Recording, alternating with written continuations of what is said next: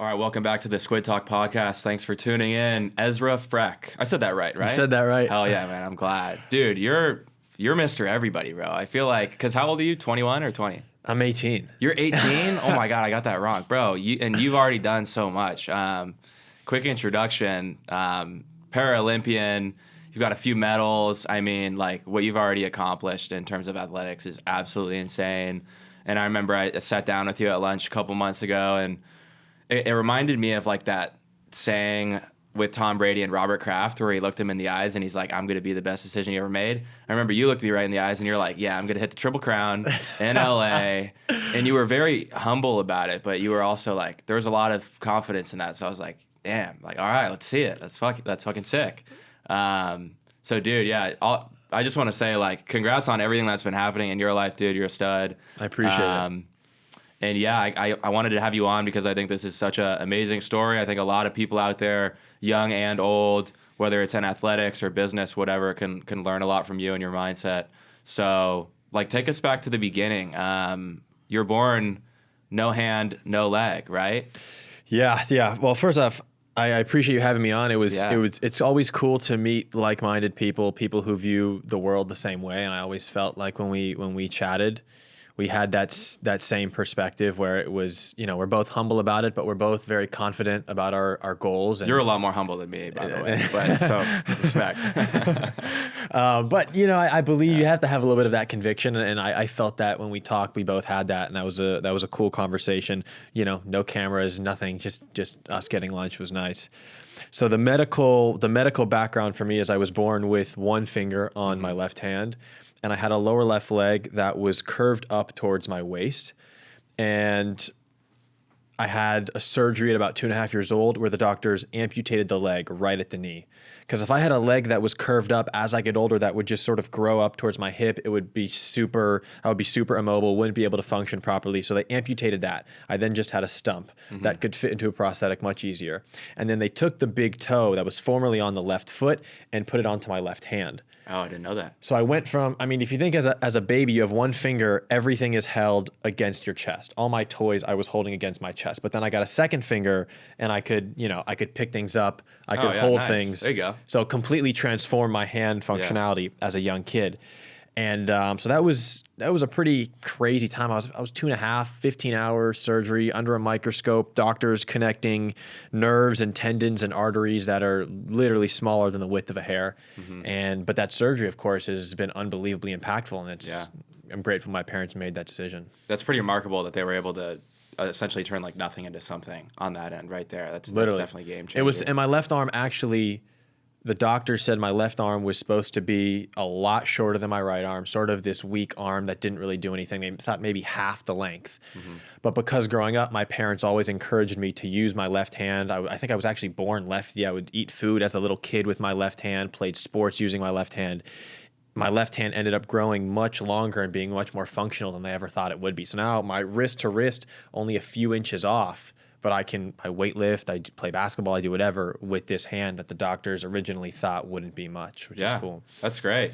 I like how you brought that up. I think that's absolutely monumental in terms of your journey. Have you heard of Ed Milet? He's like an entrepreneur, public speaker, like performance coach, and he did this podcast with this guy. I think it was called Victim to Victor, and it talks about how this dude was completely burned alive at a young age. Like 99% of his body, lost his hands, lost his feet. And when he finally got back home, his parents said to him, like, you have every right to be the victim. Like, people will look at you and say, like, oh, I feel sorry for you, whatever. Or you can turn this into, like, your power, your superpower, right? And so from an early age, his parents, it sounds like very similar to your story, we're not like, let me help you. It's like, no, you have to figure it out on your own, right? Do you feel like that 100%. Do you feel like that was instrumental in your development as a person, your character? Absolutely. Living with the physical disability, it's so easy to play the victim. It's so easy to feel like the world's against you, feel sorry for yourself, and fall into this pit of sadness, wallow in the darkness. I felt like there were moments where I could have slipped all throughout my childhood. I mean, everywhere you go with the physical disability, there's people staring, pointing fingers, whispering. You feel like an outsider. You feel like a zoo animal, literally everywhere you go. And for me, I didn't feel like I belonged anywhere growing up. And my parents always told me not to slip into that victim mentality, feeling sorry for myself, feeling this self-pity, but rather recognize my disability as this beautiful opportunity to not only change the way the world views disability, but also push past the expectations of other people. And so I flipped it. They taught me to use that as a motivator rather than something that I could easily fall into a depression over. Hell yeah, man. Well, it's remarkable already, like what you've done in your athletic career. But yeah, one thing that really stood out when we talked was like why you're doing this. Can you give a little background for everyone listening or watching? Like, why are you so motivated to keep achieving more in athletics? You've already gotten the medals. You've been in the Olympics. Like, what pushes you? Yeah, I think for anybody pursuing anything truly great, you must have purpose behind it. You must have purpose behind it because there's going to be days where things don't work out. It doesn't feel like it's going your way. All hell's breaking loose. It's not fun at certain points, but having purpose behind it, having meaning behind what you're doing, gives you the perseverance to get through anything. And my purpose, I believe, is to normalize disability on a global scale and be an example of what is possible as an amputee. And I think the best way I can do that is by going down as the greatest Paralympian of all time, changing the way the world views the Paralympics, and then in turn using that platform to normalize disability by seeing proper disability representation. We talk about diversity, equity, and inclusion all the time. Disability is that last frontier. Disability is not included in that conversation historically. People with disabilities are not seen in the mainstream media. And you've seen what Michael Phelps has been able to do for, say, swimming, where he took the swimming movement and drug it into the mainstream media. What Conor McGregor did for the UFC, there are these people who are able to transcend the community of which they started in and drag it into the mainstream media. And I think that I can be that person for the Paralympic movement, and then the ripple effect on normalizing disability will be huge. So at the end of the day, I just won my first world title a few months ago. I broke my first world record. All of this is exciting stuff. I hope to continue to win medals and accomplish my goals on the track, but I would trade every single medal and every single record if it meant I could change lives in the process. And that's what I think my true purpose is. Dude, fuck yeah. And so what you're going for is I think you told me, right, the Triple Crown in the 2028 Los Angeles Olympics, right? Yeah. So when the games come to LA in 2028, I want to pull off something that I've called the Triple Crown, which is a gold in the high jump, a gold in the long jump, and a gold in the 100 meter. Never been done before in the history of the Paralympics, history of the Olympics, track and field in general. Nobody's won those three, and I plan to do it in my hometown, home city at LA 28. That must be... I know you can do it, and that will be the coolest thing. That's such. I got goosebumps when you told me that over lunch. I appreciate it. And then there's going to be a movie made about it, and that's another thing. Is not only are you like this incredible athlete, but dude, you're doing everything. Like, right, you model, right? Don't you have like a charity as well? Yeah. I know you were telling me about. Has that happened already? You were supposed to like act in some movie or something coming up? I was supposed to, yeah. I mean, listen, here's the thing with entertainment. Oh, wait, could you also pull this a little in front of you? Yeah, right Perfect, here. Yeah. Perfect. That's the thing with the entertainment industry in general, which is, right, there's always a million things happening and some things fizzle out and some things don't end up working. I always pride myself on not just being an athlete. I want to create a brand that stretches far beyond sport because that's how I'm going to bring the movement into the mainstream media in the first place, and that's how I'm going to attract new fans to the Paralympic Games and normalize disability, as I say. So yeah, I got into the fashion world a little bit. I do some public speaking every now and then. That's public speaking, one of my biggest passions. I have a nonprofit where we do adaptive sports for people with physical disabilities. So year-round equipment training and competition for people of all ages with physical disabilities because there just hasn't been a real adaptive sports pipeline in Los Angeles before we came along about 10 years ago. And then, I was going to get into the acting a little bit. The movie ended up kind of falling through. Not really. I mean, listen, anything can happen. My schedule is pretty packed and I have only a certain amount of free time, particularly leading up to Paris and then very, very little time after the games this summer. So they would have to be very specific about when they squeeze the movie in, because acting is a big commitment. That's a few months I'm going to have to spend on set wherever. And so I don't know how likely that is to happen. But listen, maybe I get into acting when the career's over or something. Yeah. Dude, well, you kind of touched on something that I wanted to touch on myself, which is timing. How do you have time for all this stuff, dude? Mm-hmm. So most people have a job and they say, I don't have time to work on something else, to work on a side hustle. I don't have time to go to the gym. I don't have time for a relationship, right? And I even find myself falling into that all the time. Like, even right now, we were just kind of talking about this before the podcast. I feel like I don't have time for like dating right now, and that's really important, you know? So how do you have time to you're doing so many different things and you're in a relationship and you just keep like adding things on, it seems like. How do you manage your schedule?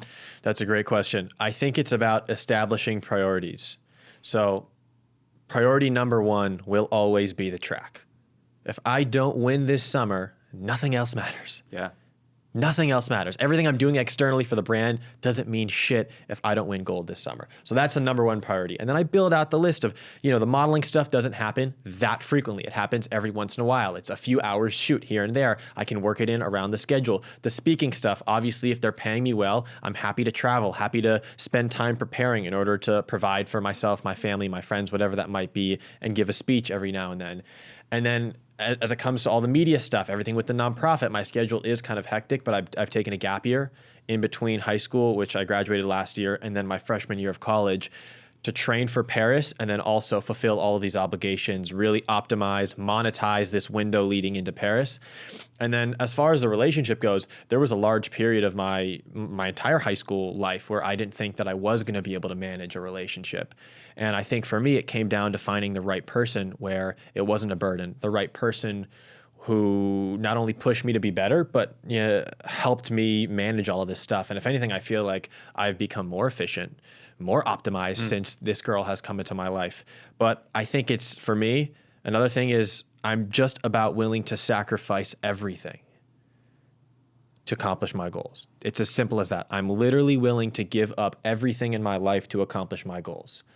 And when I phrase it like that in my head, when I tell myself that on a daily basis, I'm willing to miss a hangout. I'm willing to go to bed at 7:30 to get up early the next morning to train the next day. I'm willing to spend 4 or 5 hours at the track, then come home and do tons of recovery while I'm writing a speech that I'm giving next weekend. I'm willing to sacrifice my own mental health, my own mental sanity at certain points in order to accomplish my goal. And there's just no time for BS in my life right now. Everything's optimized, everything's efficient. And when I have that type of approach to everything that I'm doing, I feel like I'm guaranteed to succeed. Dude, hell yeah. I think that's perfectly said. And I like how you also said I'm guaranteed to succeed as well at the end of that. Like, I feel you need to see it in your mind to accomplish anything, but I feel like it's really not that hard to convince yourself that something will work out when you are giving up everything for it, because there is no plan B. There is no this won't work out. It just won't happen, right? So 100%. I love that you think that way, man. How many hours a day do you spend training right now? So the interesting thing about track is it's not like basketball or football where you could throw a football at receivers for 7-8 hours a day. You could shoot hoops for 7-8 hours a day and not risk injury. Track, I can't high jump or sprint full speed or long jump for 8 hours a day. I would destroy my body. I would get injured. So it's really about maximizing the time that I'm on the track, making sure the time that I'm on the track is the most efficient. I'm getting the most out of it. So it depends, but typically I'll be at the track for 2.5 hours. Oftentimes there's a weightlifting session that's about 1.5 hours afterwards, plus a few hours of recovery. But then some days, if they're stacked up, that's 7-8 hours that I'm spending doing this, similar to a 9 to 5. And then I get home and then I have to do other recovery stuff before bed. So it's really, for me at least, it's a holistic commitment. It's easy. It's easy to work hard when you're on the track. It's so easy to work hard when you're at the gym, when you're in the weight room, when you're picking up the weights. How hard is it to actually optimize everything in your life? To eat healthy, to sleep well, to recover well, to meditate, to visualize, to eliminate all distractions, all negative people from your life. It's a holistic commitment for me. I know it's easy to work out when I show up to the track, but it's harder to sacrifice all the way around. And for me, that's what I'm aiming to do at all times, which is I don't view this as I just show up at the track and work out. I view this as a life commitment to something that I must sacrifice more than the man standing next to me when we get to Paris. Nice. Well, in terms of what you've had to sacrifice, can you go into that a little bit? I know you said like friendships, like I'm sure you've had to cut people out. Yeah. I'm sure like you probably don't play video games or watch Netflix. I don't play video games. If I watch Netflix, I may be able to get a few episodes in and then I just can't finish the series. Yeah. That's a common occurrence. My girlfriend goes, Did you finish that Netflix series? Like, nope, I watched a few episodes and then I just shit happened and I couldn't finish it. But as far as the sacrifice goes, I mean, we know, you hear it all the time, that you must sacrifice in order to succeed. That's the fact of the matter. But when you're actually going through it, it's a real testament. How bad do you want your goals? How bad do you want to succeed? How bad do you want to be great? And for me, how badly I wanted to succeed and be great completely outweighed any initial excitement I would have to do things that would negatively benefit my goals. So I had no issue turning down parties all throughout high school. I had no issue missing out on hangouts. I had no issue missing out on fun social events because I had to train or get up the next day, or junk food or alcohol or whatever other teenagers or high schoolers might be doing. Hell, I was even supposed to miss my prom because I was at a track meet. And I ended up getting injured, and I was able to, this is a few years ago, I got injured and I ended up being able to fly back and make it. But I was prepared to miss my prom for a track meet. Mm-hmm. Although my mom might have not agreed with the decision, that's what I was willing to do. So all these little sacrifices throughout high school, which seem daunting to someone who doesn't have a real purpose behind them. And that's what I was talking about, that purpose. If I didn't have purpose, if I didn't have meaning, if I was just doing this for fun, then when shit got real. Or if your parents were the ones pushing you. Or if my parents were the ones pushing me, when shit gets hard, I would so easily be like, no, I'll just go to the party. I'll just go to the hangout. It's fine. I don't care enough about this. This is everything to me. This is life or death. This is, I will either succeed or I will die trying. That's my mentality. And so I will happily miss a hangout. I will happily, miss out on eating the birthday cake at the party, or eating ice cream, or eating McDonald's, or staying up late playing video games with my friends. All that stuff means nothing. Well, that's interesting because I feel like a lot of people think of the word sacrifice as like you need to get rid of fun things, but the way you're talking about it, it sounds like you like that. Exactly. You're like, yeah, no problem. And that's exactly what I finally have started to realize that in my own life. Like I used to look at going out, right? Going out and drinking on Friday or Saturday. Oh, I have to stay in. Now, when you like something so much, when you enjoy your routine, for you, it's athletics. For me, it's my business, like growing this brand, this social media presence. I enjoy it so much that I don't even want to go out. Like on Friday and Saturday, both my roommates were like, "Yo, you want to go out? We're going to this comedy show, and then we're going to drink." And I was like, "No." Like I was really excited to come out here to do this podcast. I had shit to get done. I didn't want to be tired. Yeah. I wanted to be like, mentally clear. So when you do it, I think it's so important. Step one is find your purpose. If you don't know why you're doing something, then what's the point in the first place? 100%. I think a lot of people are kind of like I said. They don't know why they're working so hard towards something. Maybe it's their parents or society or like the path has been made for them. But other people's expectations. Yeah, 100%. But you chose your own path. Can you tell us a little bit how that started? Mm-hmm. Like out of all the things you could have done with your life, you could have wanted to be like a professional video game player. You could have wanted to be a entrepreneur like me, whatever. Why did you choose track? Mm-hmm. Like what led you to where you are now? Yeah. That's a good question. Growing up, I played pretty much every sport, and sports for me was a big part of my identity because I believed it was the only place where I could go, where I could separate from that identity of living with the physical disability, of being the kid with one leg. It gave me a place to fit in. It gave me a place to eliminate all those external voices, people underestimating me, people counting me out, whispering about me, other people's opinions of whatever my situation might have been. It gave me a safe haven. And so it was a really big part of who I was growing up, was just being an athlete, playing sports. I found a lot of friends that way.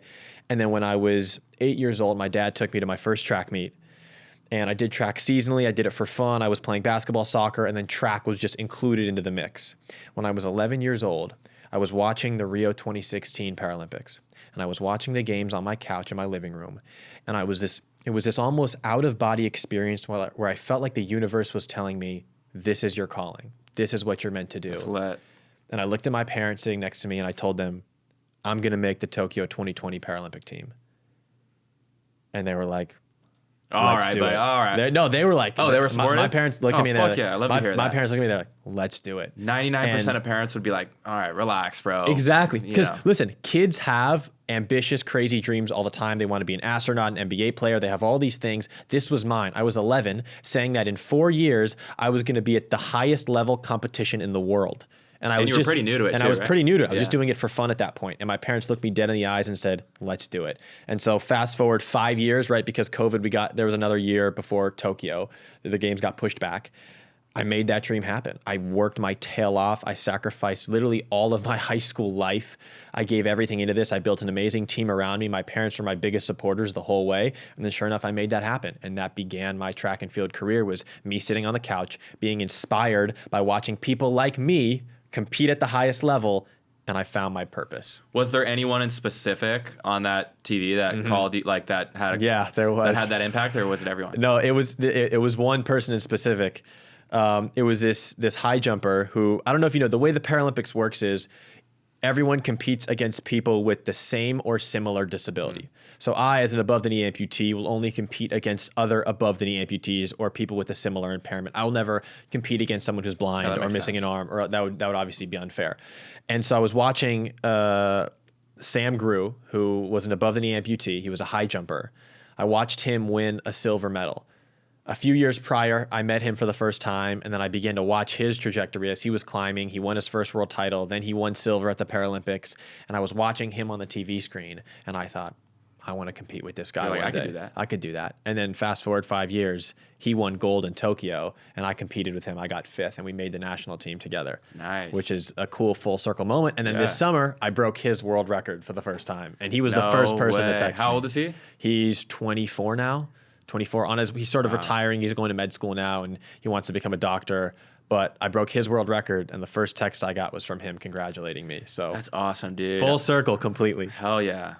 Dude, I love to hear that. And then in those early days, I feel like I remember you saying something along the lines of like, you didn't feel like you were, did you feel like you were treated differently by your teammates or by opposing teammates at all?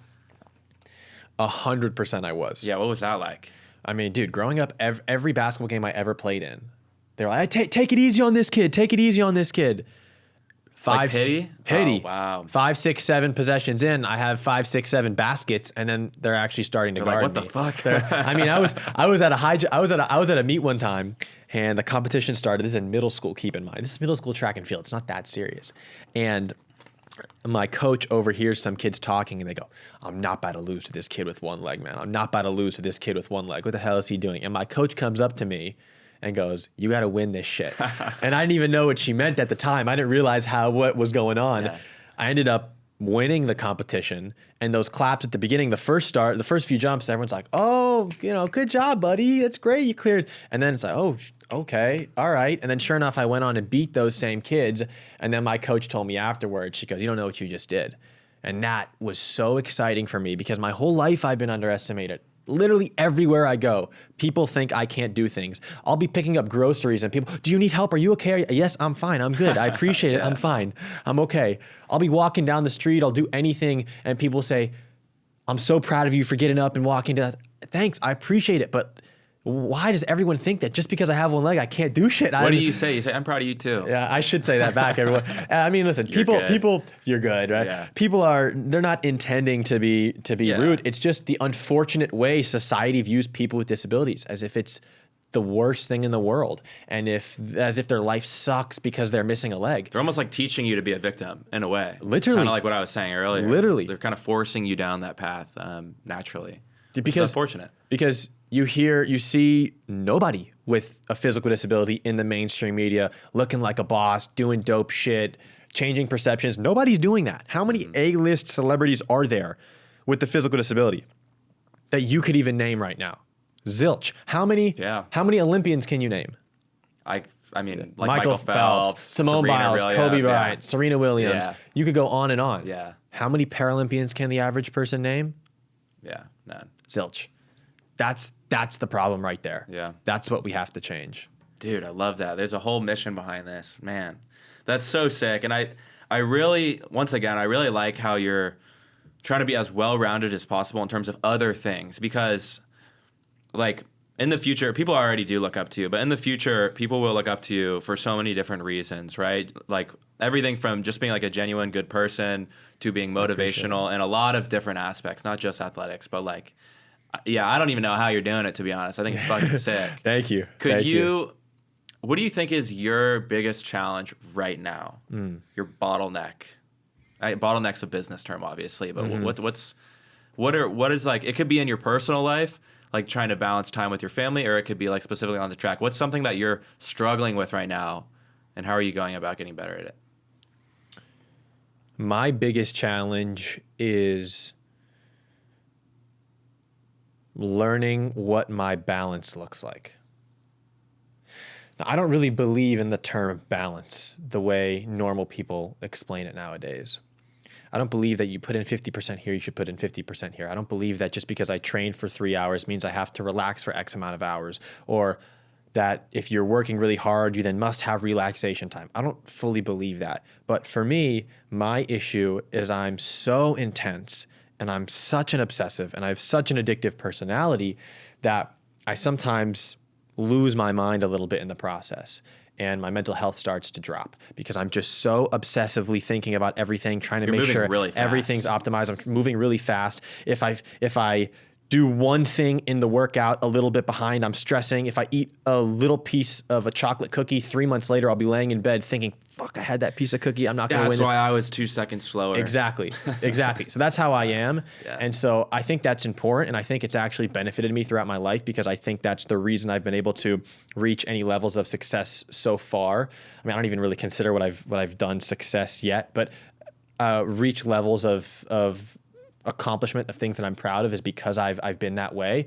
But it's about learning how to control myself to, rather than being so crazy, obsessive, intense, and then losing the joy in the process, is make it more of a game, make it more enjoyable, find the beauty in the little things, start to appreciate the journey a little bit more instead of being so obsessive that my mental health then declines a little bit, or I'm not in a great place and I'm snappy with the people that I love when I don't intend to be. And I feel like that's inevitable to a certain degree, but learning how I can manage that and how the people in my life can support me to help me stop slipping when things get really chaotic. Yeah, I do think it is inevitable. Honestly, I think you look at the highest achievers in any field, whether it's a guy like Steve Jobs or Tom Brady, like they're never like normal, chill people. They're obsessive, right? And I think how you look at it really shapes how it affects you. And, you know, like I've had people tell me like, you got to chill, bro. Like you can't work as much. Like I'm working probably 90 hours a week right now. Yeah. But I love it. Like I love like this to me is work. I love this. I'd rather do this than go out to like a random bar or whatever. 100%. People will be like, bro, you need to have more balance. Like, why? Exactly. Says you, like you hate your life, right? So 100%. I think it's all how you look at it. And I think that's I like how you brought that up because you are doing the most, but you also really enjoy it. You feel like it gives you that purpose. How do you go about balancing? This is a question I like to ask a lot because I think it's important. How do you go about motivating those around you? Because I'm assuming you're the type of person that like you want to be the best yourself, but you're not like selfish at all. You're not, I mean, you're selfish about your own goals, but I can tell that you're the type of person that wants to build up those around you. I mean, that's what your whole purpose is, 100%. like inspiring others. How do you go about getting, your high school friend who might not be trying that hard, or like your little cousin who's on a bad path, like whatever. How do you go about motivating those types of people? That's a good question. I think that the best way is to lead by example. And you hear the line all the time when parents are talking about parenting, they say, kids won't do as you say, they'll do as you do. And I believe the same applies to people in your life. You can say all this stuff. I could tell my friend to do this. I could tell my friend to do that. But if I'm not doing that myself, if I'm not being an example of someone who is driven, committed, focused, and not distracted by these external things, then how am I expecting him to follow in the same footsteps? So for me, I think it comes down to surrounding myself with people who believe in me and see life in the same way I do, see their goals in the same way I do, and then as well, leading by example.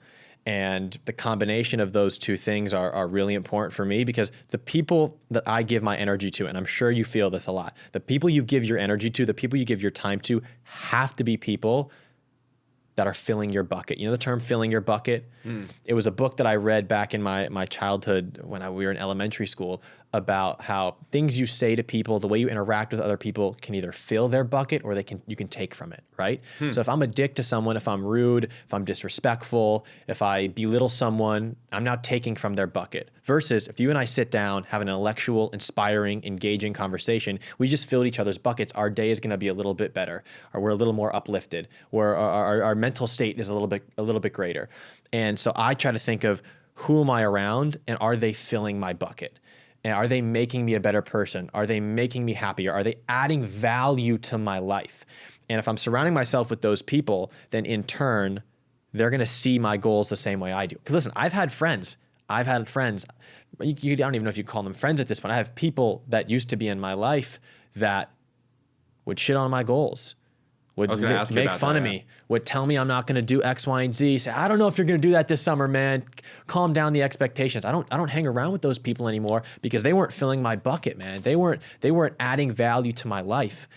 And so as far as the people I do have in my life now, highly motivated, highly driven individuals who are adding nothing but love and positivity, because that's what you need from the people that are around you. 100%. That's one of the first steps also. Obviously, like mindset and purpose and everything. But yeah, if people are weighing you down, or like you said, taking away, then it's just going to be so much harder to get anywhere you need to go. And the thing is, like, there's no easy way, at least in my experience, there's no easy way to go about cutting people off. You just have to do it. I agree. And it sucks. And it's like, listen, it's your high school friend, like whatever. I've seen your videos on it before I even had to do any of this stuff. And you see successful people talk about it all the time, having to, in order to get to point X, you have to leave behind people that are dragging you down. And I always thought, no, man, there's no way I'm going to act.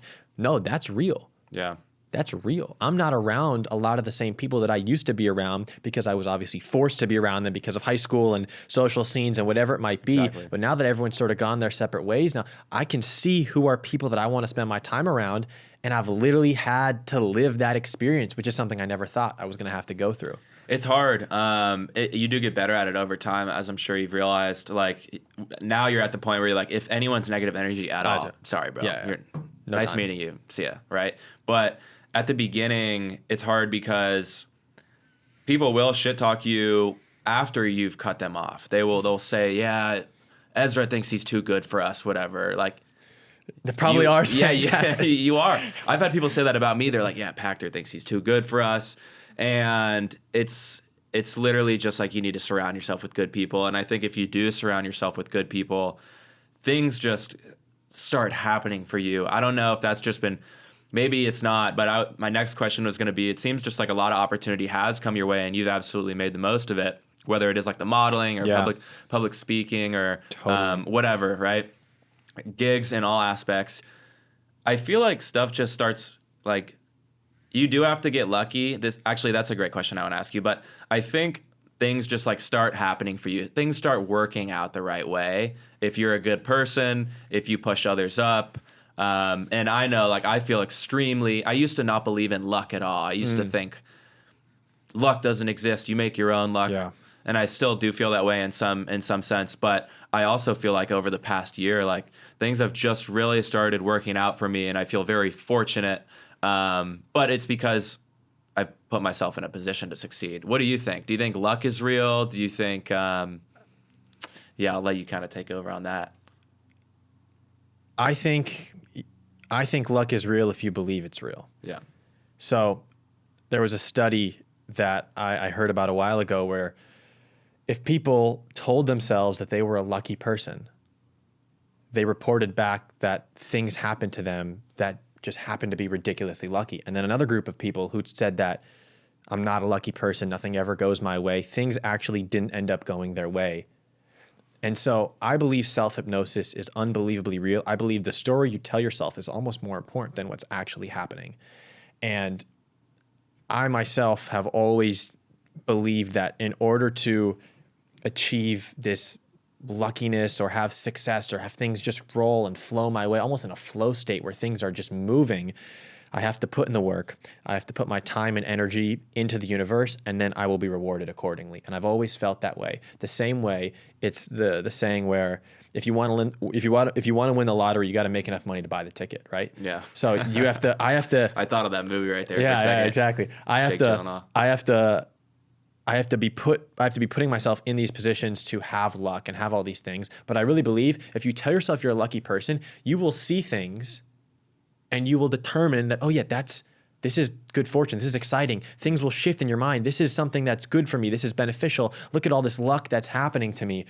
Versus if you say, I'm not a lucky person, things never go my way, you will perceive things in that same manner.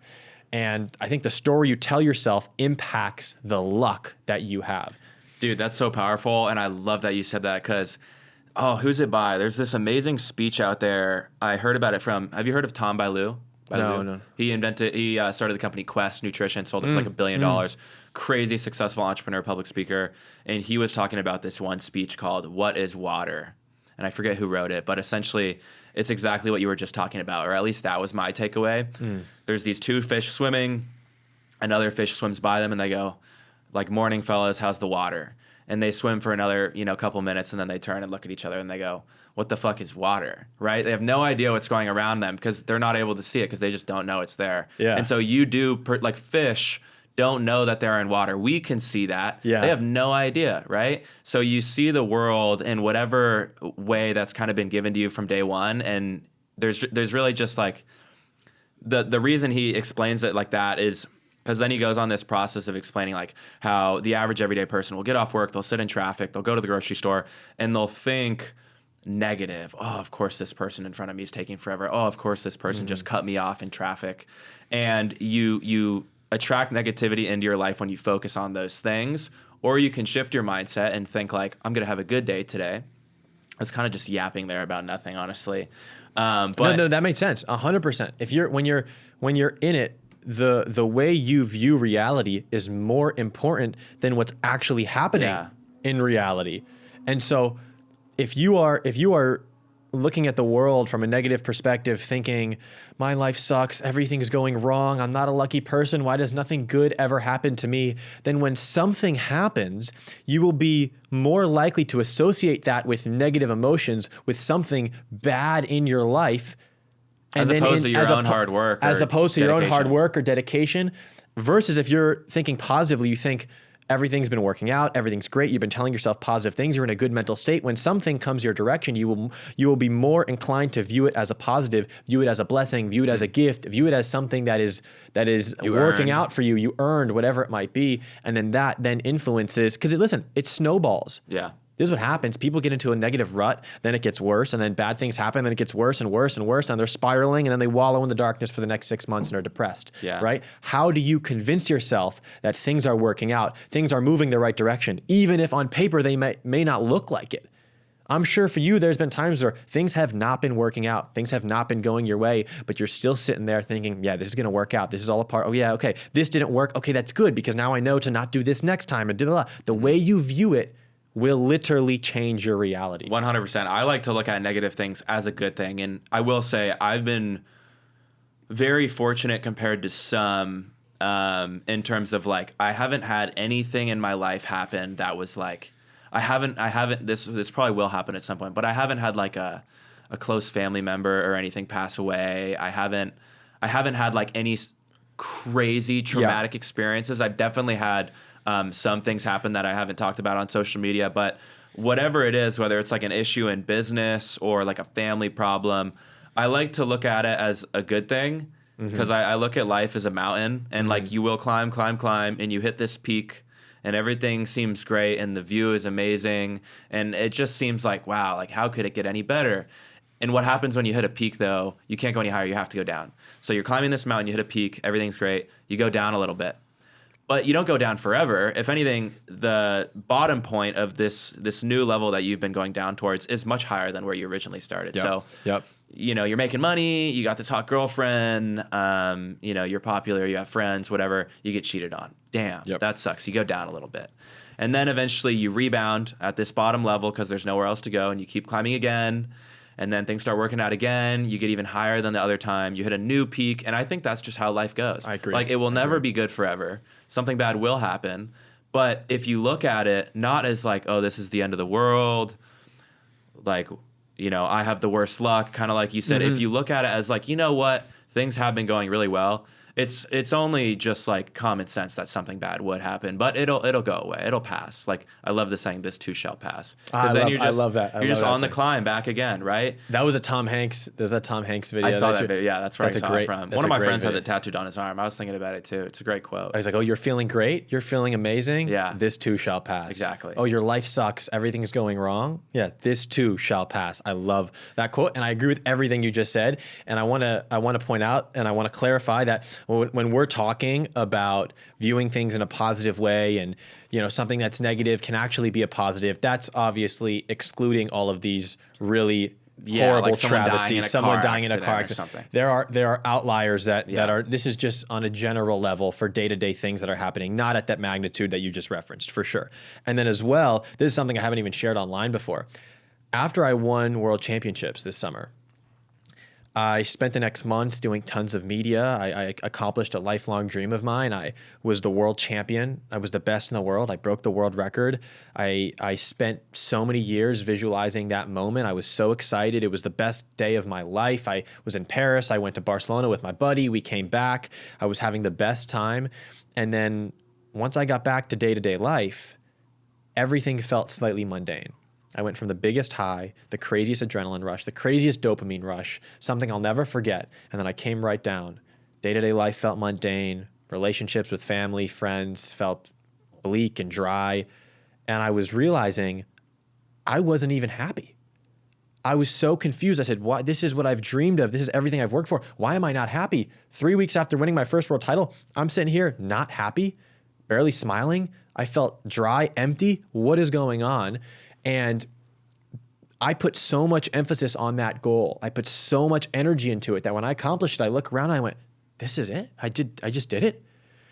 And so the only thing that got me out of that was the thought of the Paralympics the next summer, was setting that next goal, was being surrounded by my family and friends, learning to enjoy the process a little bit more, and saying, I got to pull myself out of this. And so that's an example where I went up, I reached the top, and then I went, hold on, what am I doing? I felt empty. And then I had to rebound, pull myself back out of it, and go after it again. Well, that's how every champion feels, man. Like, whether it's a guy like Tom Brady, the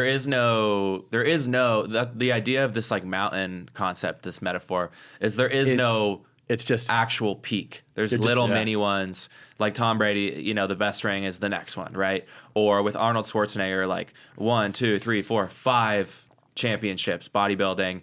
You could have stopped there. You're a stud. You're a superstar. No, something bigger. I'm going to become the greatest actor of the time. Then I'm going to go and become the governor, right? There's always something more. And I'm sure like even after you know, complete your career in athletics, it's just going to be like, what can I make the new challenge, right? 100%, what can I do next? So 100%. You have to be always moving forward. And that's why I hate this idea of like peaking in life. But let's talk a little bit about visualization. You seem like a person that values that heavily. When you go into a race, or it may be something as simple as like asking a girl out, does visualization play any role at all? Like, do you see yourself winning in your mind? I see myself winning in just about, I visualize every area of my life in regards to my goals. I don't visualize too many day-to-day things, like asking my girlfriend out for the first time. I didn't really visualize that per se, but I obsessively visualize my goals. Leading up to World Championships, about 6 months before, every single day I did a meditation. And every single day I did that meditation, I would visualize every single thing that would happen when I arrived at the arena. Every single thing. I was making it up in my head where I would put my bag down, what I would be feeling, what the air would smell like when I walked into the arena, where the camera would be, where the stands would be, what type of facial hair my competitors would have, where my family would be in the stands, what color the high jump mat would be, what height they would have the bar up when I first walked in, where I'd put my bag, start my warm up, what sweats I would wear, what jacket, everything. It's crazy. Everything. So obsessively, so consistently, even what heights the bar would go up at. I didn't even know what heights they would start at, because the way high jump works is they just go up bar, they just set it the night before, and then you go up by that and you jump in wherever you want to start the competition at. I visualized the heights. I visualized what I was going to be coming in at, what height I would finish at, what height my opponents would drop out at, what I would feel like when I won for the first time, that feeling, that adrenaline rush. I visualized everything. And I'm saying this with complete sincerity. Everything happened exactly as I visualized. Even the competitors' numbers? Even the height my competitors fell out at. Even the facial hair my competitors were having. That's where crazy. the camera was going to be, I literally had photos of the arena printed out. I was guessing where we were going to be seated, where the camera was going to be. So when I got there, my senses were holistically prepared for what they were about to experience. There was nothing foreign, and it went exactly as I manifested. I was sitting there on the track. Lukas, I got deja vu. I got deja vu because I had lived it so many times in my head previously. It's like routine at this point.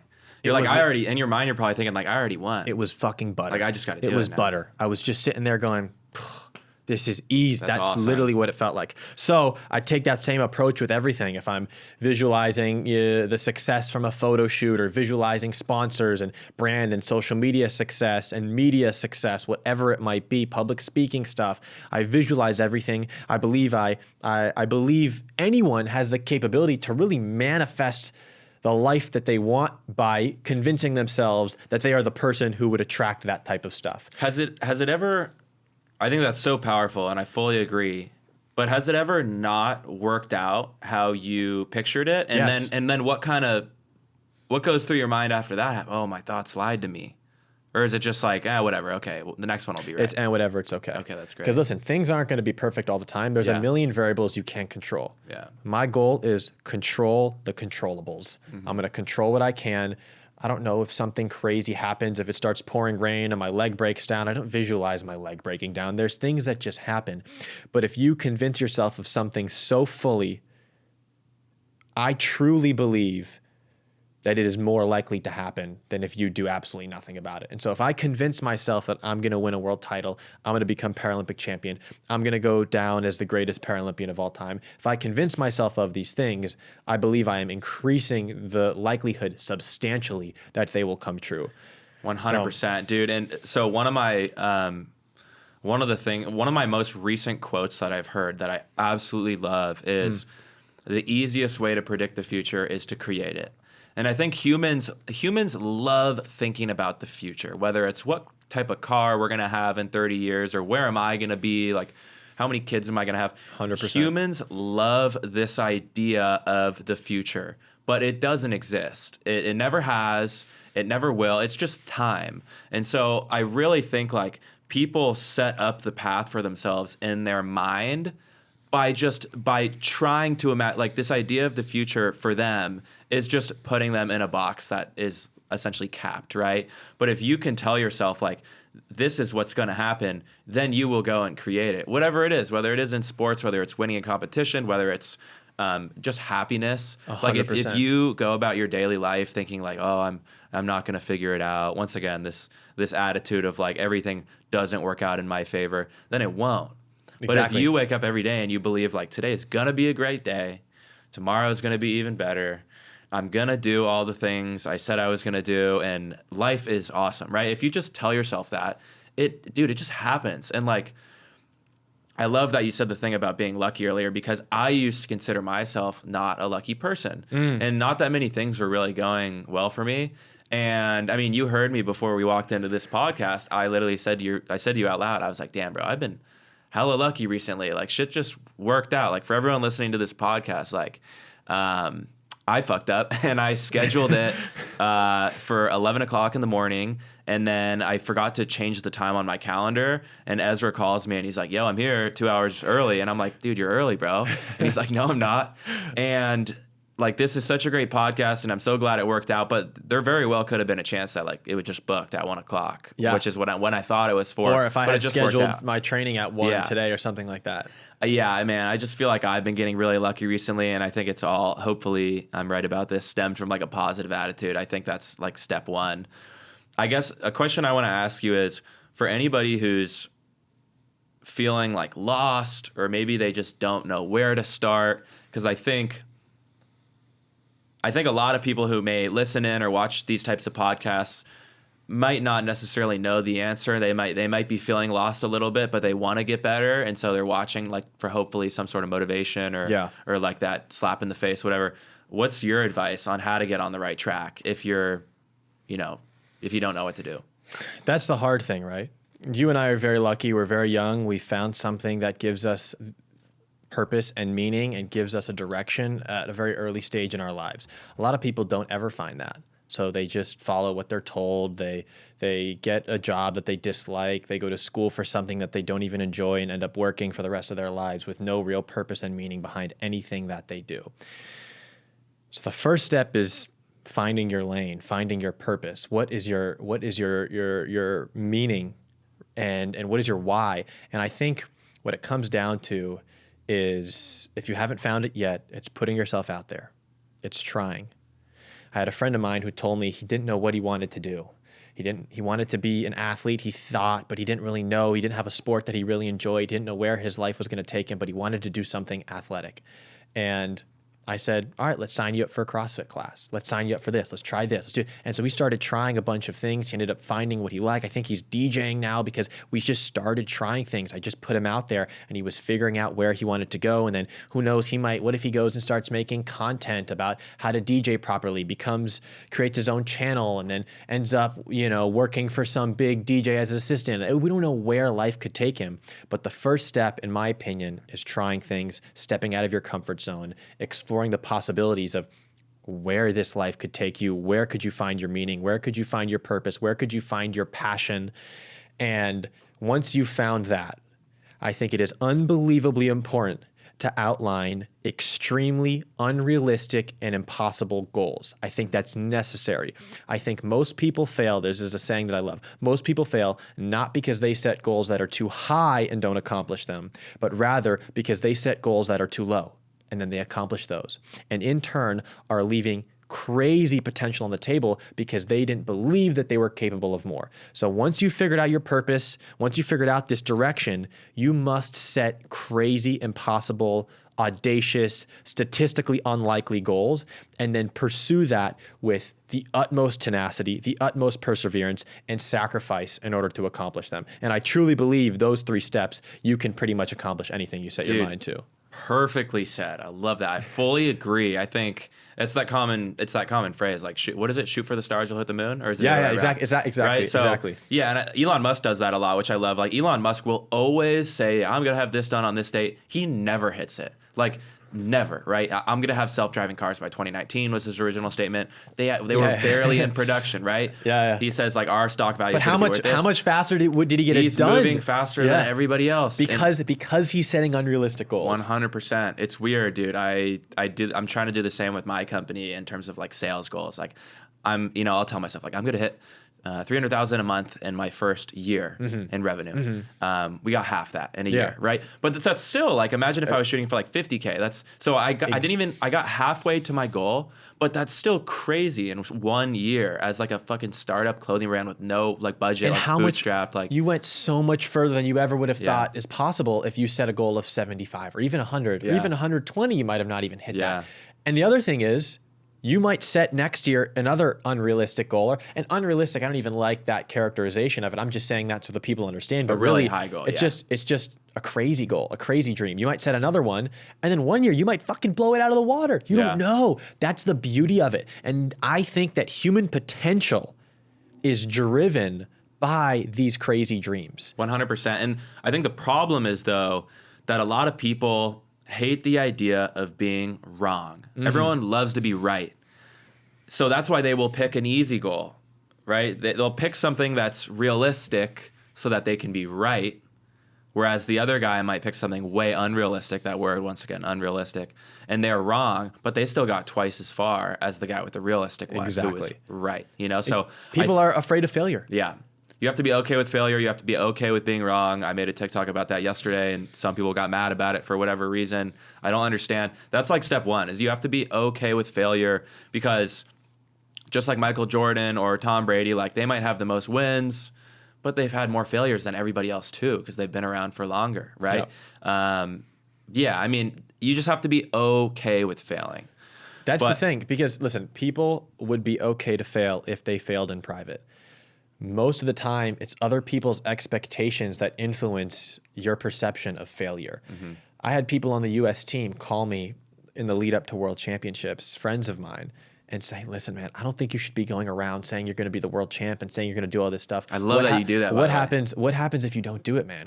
And I said, I would never not vocalize my goals out of fear of not accomplishing them. Dude, that's perfect. And I started doing that myself after I heard McGregor say it a few years ago. So many people say, keep your goals and ambitions private, right? Don't tell people about it because they're going to shit talk you, whatever. Good. That's better. Like, I feel like if you say something that just sounds absolutely ridiculous out loud, people will guaranteed say, all right, buddy, like, relax. But if you end up going through with it and you do accomplish that goal or whatever it is you said you were going to do, number one, that feeling is going to be amazing, right? And you felt that, I felt that. It's going to feel so good to say you're going to do something and actually follow through with it, to prove people wrong. And you get that additional motivation.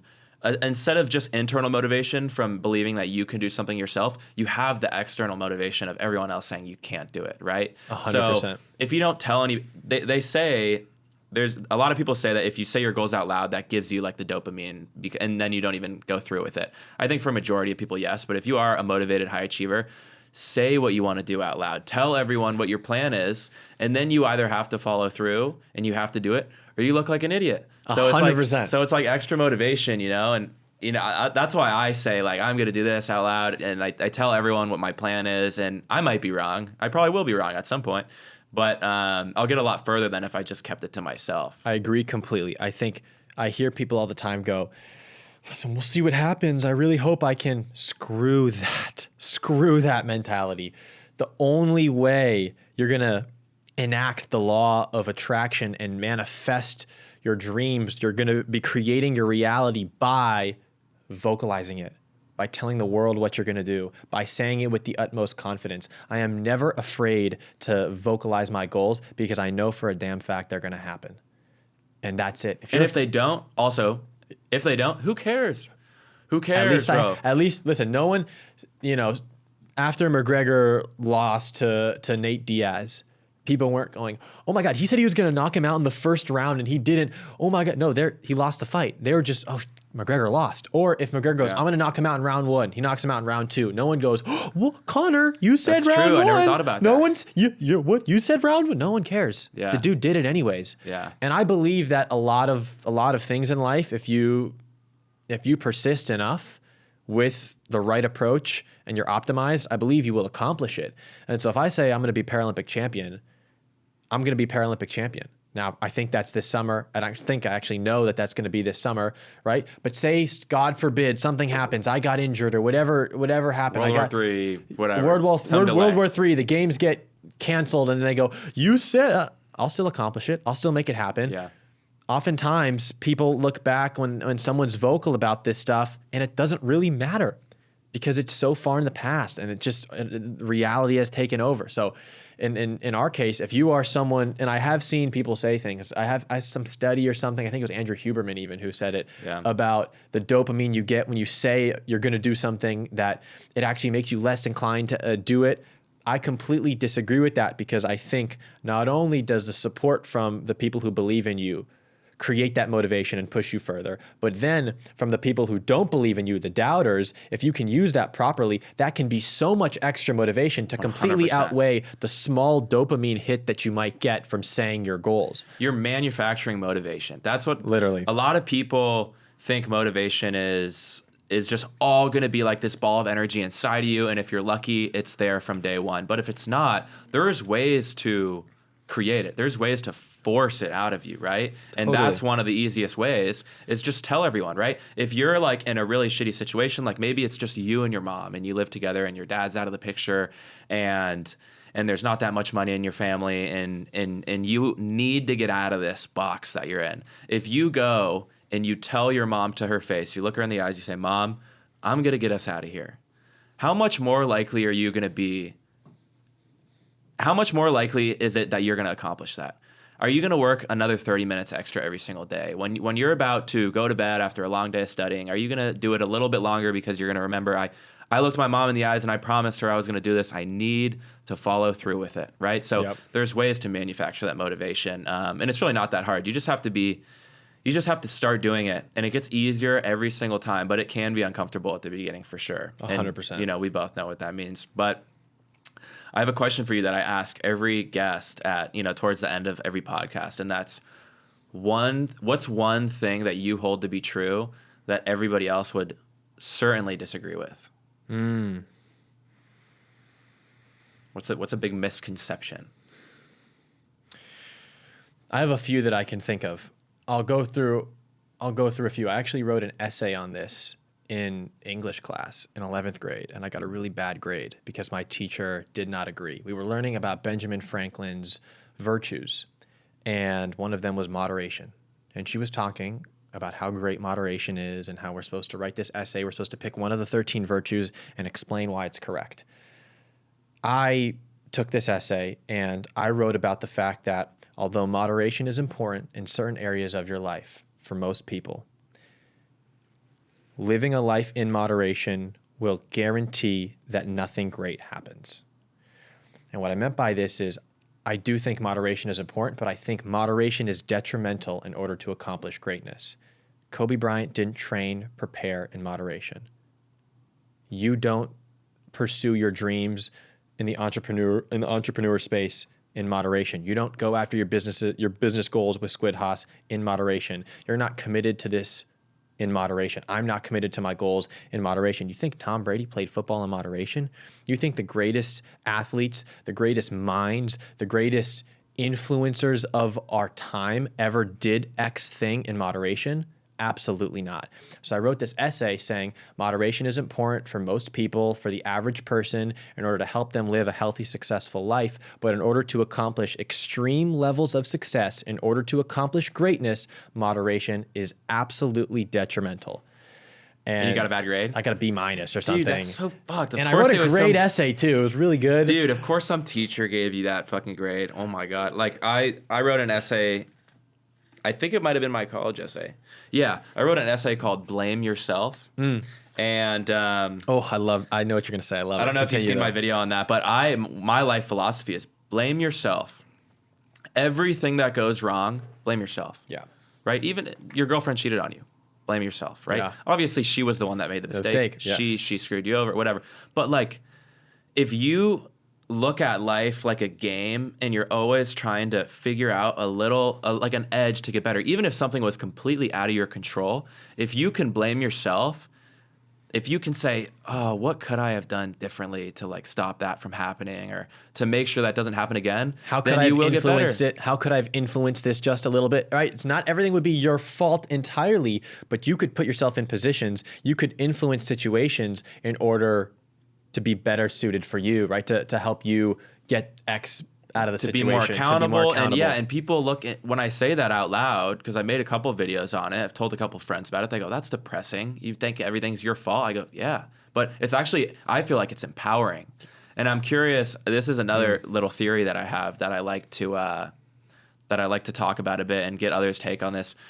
A current thing that I've been thinking about a lot is if I don't have something yet, I don't deserve it.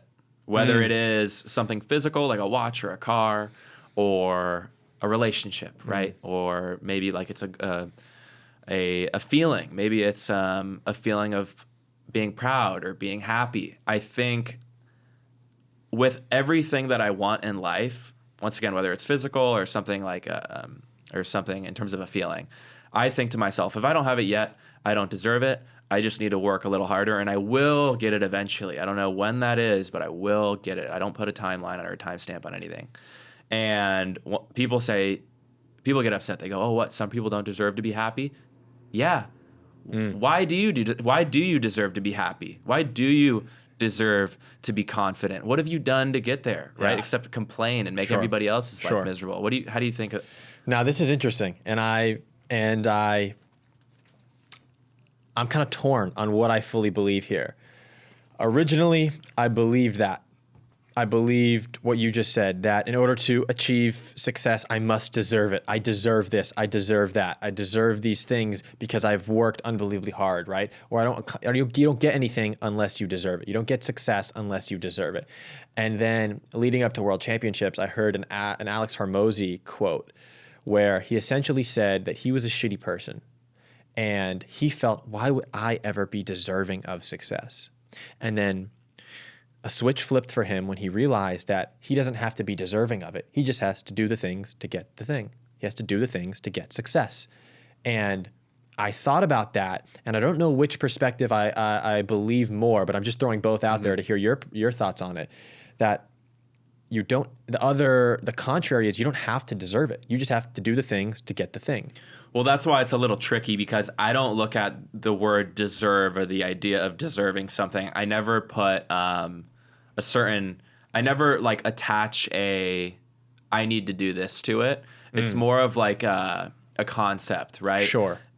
It's the reason I look at it as being empowering is if I don't have the thing yet, it's not depressing at all. It just means I need to work a little bit harder, and I don't know when it'll happen. I agree with that. And so, and I just, once again, it's very empowering because I say, like, well, yeah, I want a British Racing Green Porsche. I don't have one yet. Do I really deserve it? Probably not. When will I deserve it? When I get it. Exactly. That's how I feel. I'll deserve it when I get it. I agree. And I don't know when that'll be. I agree with that. I'll work till that happens. I agree with that. I don't even know what I believe on the situation, but I agree that it's a way for most people to motivate themselves. It's a way for most people to feel empowered. I think that's a great message. But then I also think if you are sitting at home and you feel like you're a crappy person and you feel, why would I deserve success? Why would I deserve these things? Even if you might be working hard, just remember, and this is what Alex Hormozy said, which I was sort of toying around with in my head as you were speaking. I don't really know which one I agree with, but you just have to do the things to get the thing. You have to do the steps, do the work, and you'll get the success. Yeah.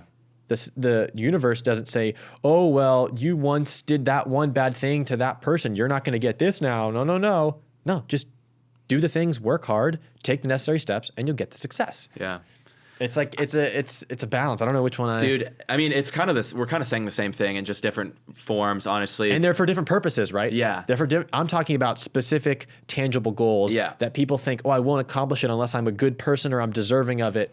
But oftentimes, doing the work is you deserving that thing. For sure.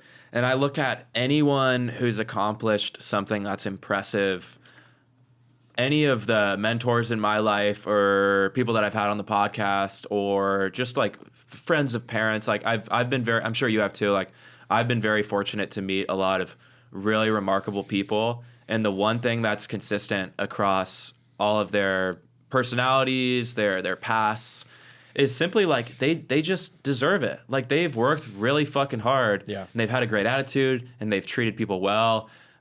There's so many fewer people that I know that don't deserve whatever they have than people that do deserve it, right? Every once in a while, life's unfair. Someone might get a handout. Someone might screw people over to climb the ladder. But usually, like, I do believe in karma. It makes its way around. And in general, the people that tend to be the happiest and have the most friends, be the most liked, and accomplish the most things are people who just deserve it because they just put more effort in than everybody else, and they just try over and over and over. I like agree. You, dude. Like I agree. You. I appreciate it. And you too. Thanks, and you man. too. And this is what's cool, which is I'm in my gap year right now. I'm not around a lot of my friends. Most of my close friends are in college and stuff like that. So it's great to be able to sit down and have a real heart-to-heart, have a conversation about our philosophies, the things that we both agree on, disagree, whatever that might be.